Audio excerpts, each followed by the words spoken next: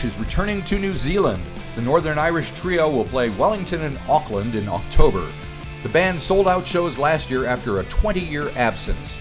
Since then, they've released a new album, Race the Night, and have put together the Singles Tour. Here's Ash frontman Tim Wheeler to tell us what to look forward to. Well, that was our first time in 20 years. Yeah, so yeah. that was really cool to get back. I almost thought, oh, we'll never get back to New Zealand, but yeah, I was delighted. And it was like St. Patrick's Day, wasn't it?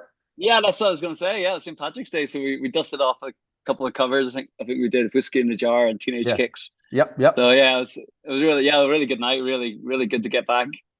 And I'm not sure I got a Guinness that day. I Anyway, hope so. Jesus. I'm probably too jet lagged for a Guinness. I hear you. So now you didn't Yeah. wait another 20 years, just another year, and you're on your way back again. Yeah. How come? What's going Yeah. on?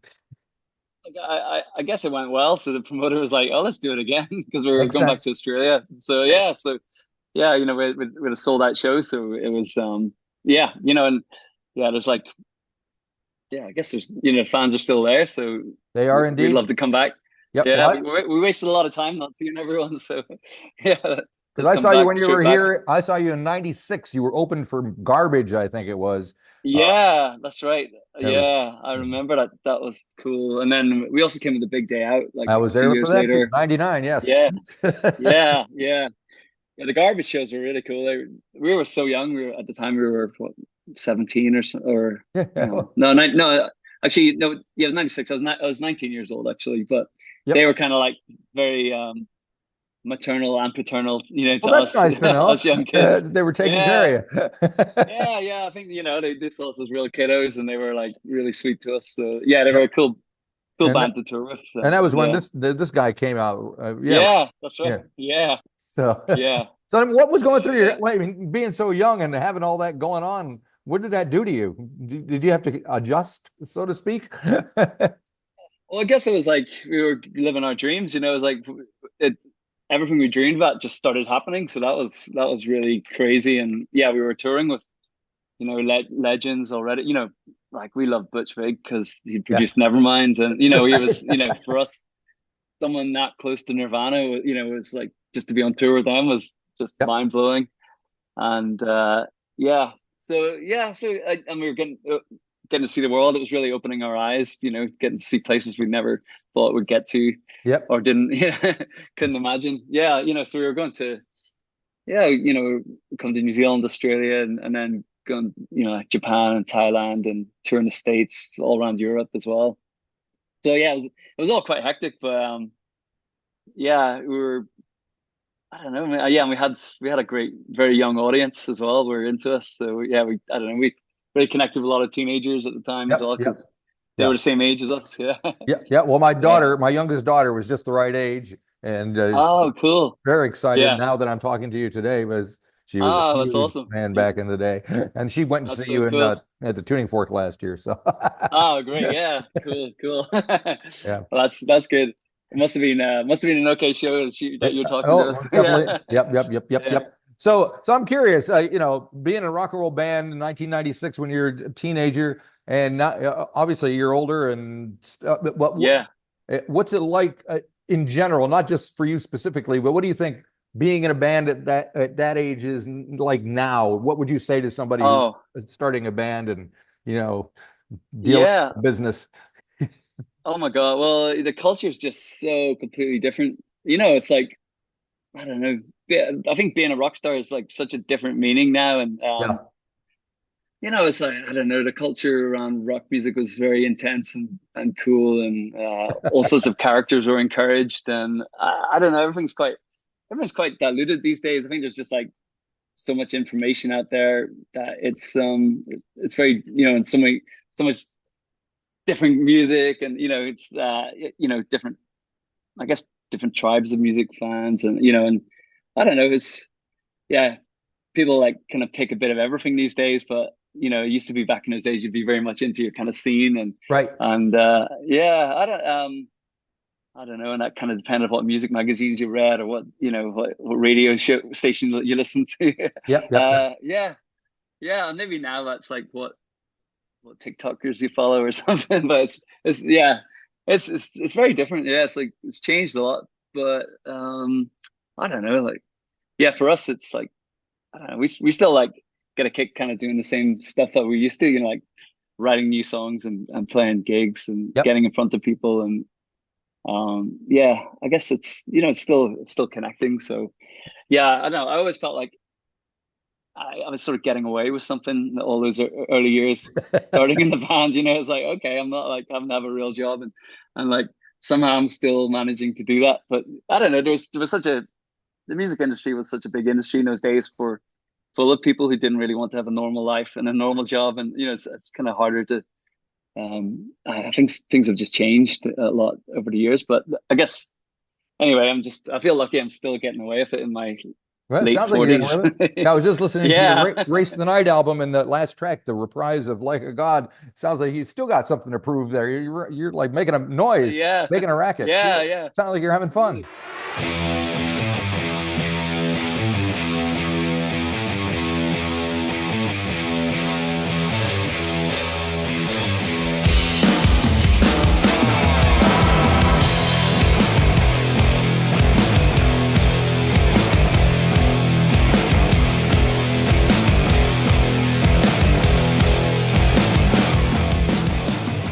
Absolutely. Yeah, we do like you know the second we start playing new stuff and kicking around new stuff, it just that connects a straight there's a straight line back to when our first rehearsals when we were 15, you know, and like getting a buzz like about making something new together. So yeah, and you know, and I guess that's one cool thing about our band is it's you know it's the three original members still play together. So when we Yep. play and we lock in together, it's like that's something that's been going on for yeah over 30 years now. So we got a groove together. That's yeah, it's a good thing. Very good. Very Yeah, good. yeah. We're just like we're lucky we're all still here and still doing it. You know, Well, it's there is because that. There's that's you sort those of who you didn't know make you it. become more yeah you just become more and more aware of that as you get as time goes on. So yeah yeah yeah I enjoy I love playing with those two guys. So yeah, And, long may and it continue. yeah, where you were growing up, and what was your main source of music? Was it going to the record store? Was there radio? Was there what Yeah. where did you connect with stuff? I was yeah, I was I guess it was a mix of like there was a music and bookshop in our town. It was called and it was imaginatively called the Music and Bookshop. I love And it. yeah, that was the kind of place you go in and like I look at just all the cassette covers. You know, it's mostly cassettes at that time, and it was like okay, oh, I don't know. You'd be like looking at the heavy metal tapes, and you know, it's like what the heck is this? And then there'd be like Van Morrison, like Astral Weeks in there too, and be like, well, what is this? And you know. Uh, yeah, you know, and then like I guess there was like listening to radio, there was picking up magazines like NME and Kerrang and yeah, and then there was always like some like late night like rock show on TV that you'd have to like set your video to record and then you know the next day after school go home and watch it and hope it hadn't recorded a fishing show instead or something Right. and and then you'd be like what gems am I going to find this week and you know that was like you know that's how I first saw like Smells Like Teen Spirit and things like Right. that and yeah so it was just grab little bits of information here and there where you could and then if you met someone who was wearing like a t-shirt of something that looked kind of cool. Maybe you'd ask them about who was that band. So yeah, it was different. Yeah, I love the word of mouth thing that was around Yep. those Yep. days. Well, you mentioned doing Teenage Kicks, the Undertone song. Oh yeah, You're still doing it. I was looking at some of your recent set lists. So, what is it about that yeah. song that you kind of relate to?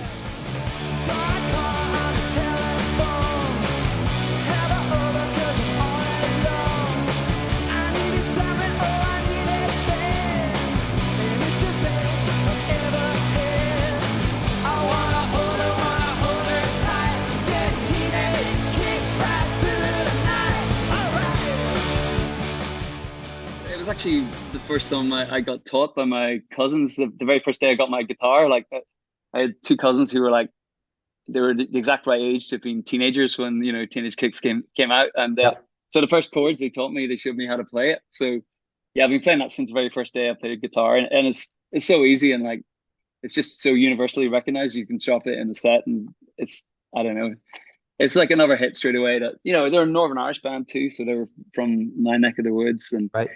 and I had an English teacher actually who he sort of, he knew we were quite into heavy metal, but he gave me a copy of the Undertones' first record, and he was trying to steer me in the direction of the perfect 2 or 3 minute pop song. Well, there you And go. yeah, Could do yeah. wrong. Could So do worse than that one, that's yeah, for sure. yeah. So yeah. So that he was like, okay, I've got to intervene here, and he did. Yeah. So I've loved that record from really early on too. Yeah, it was John Peel's favorite record, wasn't it? Yeah, yeah, yeah, yeah. I think he famously played it once, and then he was just so blown away. He played it again straight away. All right. So this tour that you're bringing around, it's called the Singles Tour. Yeah. So how much thinking did you? I mean, you guys were. Do you mind being referred to as a singles band because you had a lot of hit singles, and those are ones everybody Yeah, remembers? What do you think about that? I liked it. Yeah, one of the biggest compliments I got early on was there was an enemy journalist who said it was we.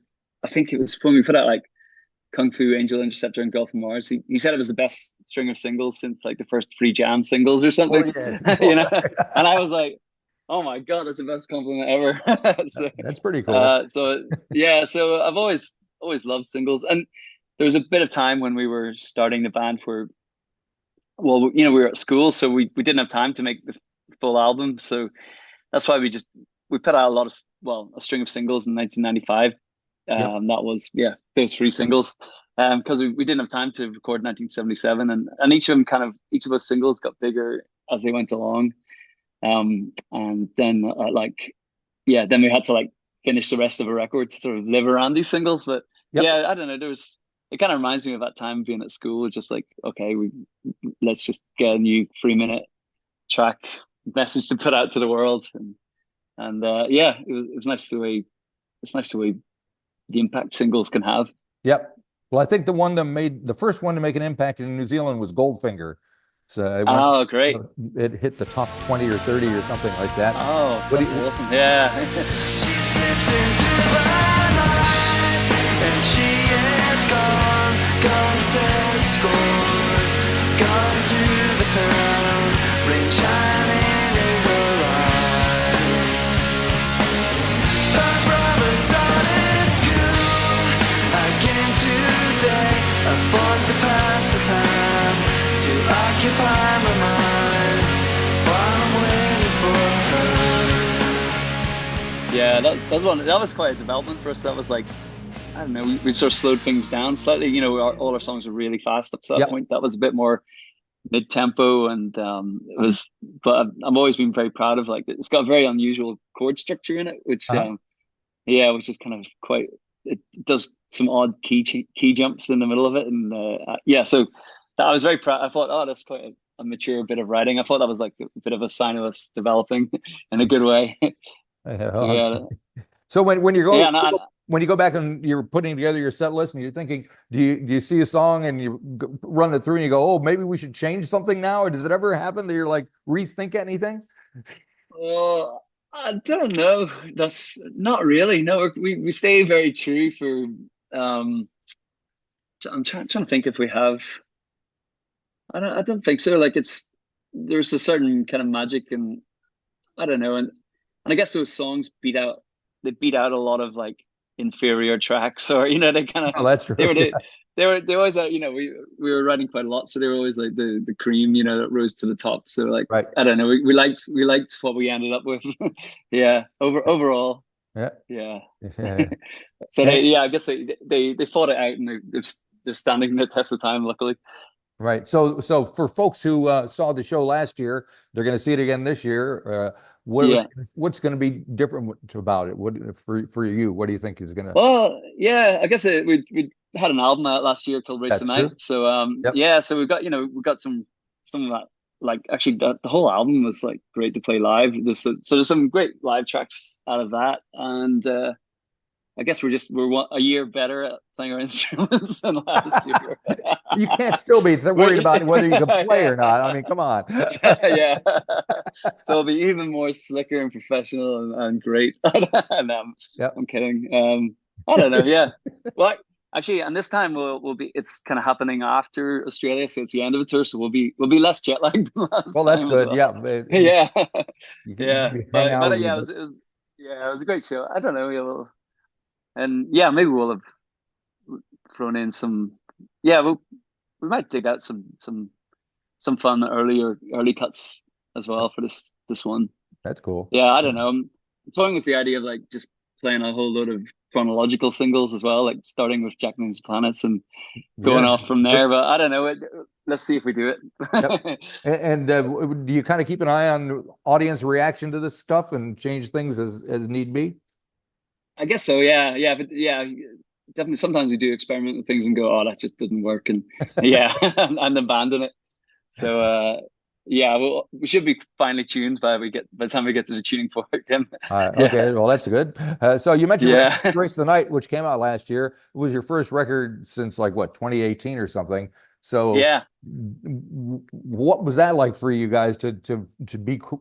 Was it like, I hate to say it, being creative again, because it sounds like you weren't creative for like 20 years or something, but what? Oh yeah, what did it feel like? Well, what happened was that songs actually kind of, we started recording like before the previous album Islands came out. Actually, we sort of finished the album and started recording some, like I think like things like a God actually were from around that time. But then the Islands tour took us off quite a lot, and then we were just starting the Greatest Hits tour in 2020. I think it was when COVID hit. Oh yeah, there is that. So there was that kind of, and then in the middle of that I moved to London, so it kind of like everything kind of took I'd been used to having a studio in New York for a long time, but moved to London and I was studioless for quite a while. And then our manager was like, he sort of thought we were making too schizophrenic a record, so there's like a lot of synthy stuff and a bunch of rocky stuff, so he was like, oh, you guys should just like split this into 2 records. So I ended up like writing a lot more rock stuff. So I don't know, it could have come out in a whole different guise a lot earlier, but just kind of events just like shifted it all back. So we got there eventually. You did. It was quite a long journey. Yeah, I had a baby as well in the middle. Oh, there you go. Congratulations. Yeah, I mean, my girlfriend did. Yeah, that'll take up some time. But to be honest, I mean, these days, as we all get older, time seems to fly by. So it doesn't really feel like it's that long. Whereas, can you imagine in the 1960s if the Beatles had spent that much time between records, people would be freaking out, or the Stones or whoever. I know they would all put out like 2 albums a year, and that was like, they kept up this incredible work rate. Yeah. So it's quite somehow we ended up on like My Bloody Valentine and Guns N' Roses time, which was not the intention. Your own Chinese democracy, eh? Yeah, unfortunately, yeah. Oh boy! All right. So, are you thinking about the next one? Are you guys? Yeah. Actually, we've been like recording away on a lot of new material, and we were literally doing the bass stuff like last Thursday and Friday. Yeah. So we're working on new stuff. So hopefully that'll come out next year as well. Yep. Well, sounds like we'll see you again, and it won't be. Man, it may not be too long till we come back. Well, it sounds like you're having fun. And we are. Yeah. I think people should still come and see us in case it takes us 20 years to come back. That's it. Hold it over their heads. That's right. Yeah, come on. We'll do this. We did it before and we'll do it again. Yeah. Very good. All right. Well, I'll let you go. Thank you very much. Appreciate it. We'll see you in a few weeks. It's not too far away. And I'm very excited. Can't wait. If you enjoyed this episode of the 13th Floor's Music Talk series, please be sure to subscribe to the website or to the YouTube channel. Follow us on Facebook or Instagram and wherever you find your podcasts. There's a whole lot more to discover.